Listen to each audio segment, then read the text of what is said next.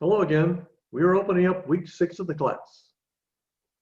Last week, we learned that the network layer is composed of 2 functional sublayers. We studied one of these sublayers in chapter 4, the data plane, where the forwarding of packets from a router's input to a router's output occurs.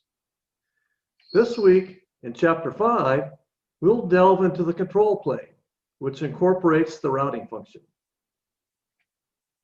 Routing determines the path taken by packets from the source to the destination. Getting this routing function to work with an entity the size of the internet requires a very complex system. After this week, you should have a greater understanding and appreciation of the complexities of the network layer control plane. We will first study traditional routing algorithms. We will walk through the linked state and distance vector algorithms that determine the least cost path to destinations. Then we will look at a path vector routing algorithm, the Border Gateway Protocol, or BGP, which is the glue that holds the internet together.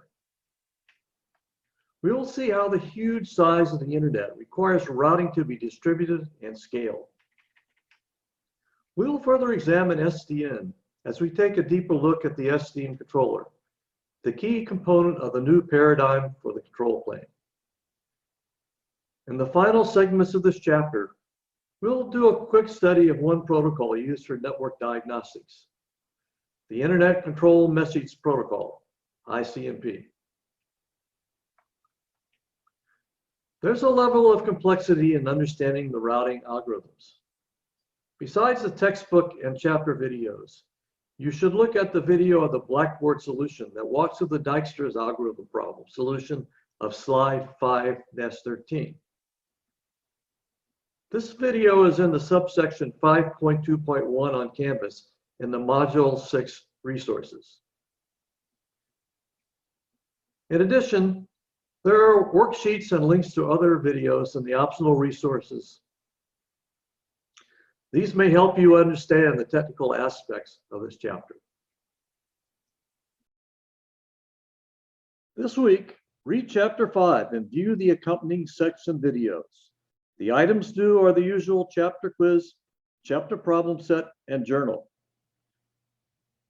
There are 2 mini-net labs, Lab 9 OpenFlow and Lab 10 IP version 6.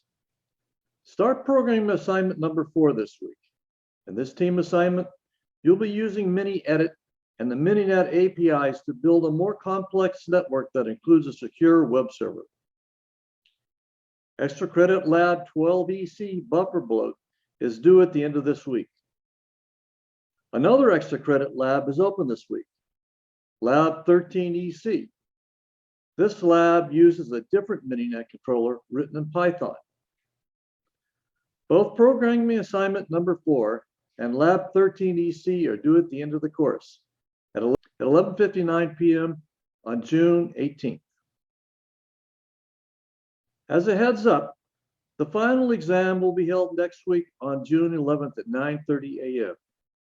This exam will be comprehensive and will cover chapters 1 through 5 and chapter 8.1 through chapter 8.6. The final will not include material from chapter 6, the link layer, which we will cover next week. Like the midterm, the final is open book. This week's Canvas module includes 2 items to help you prepare for the exam.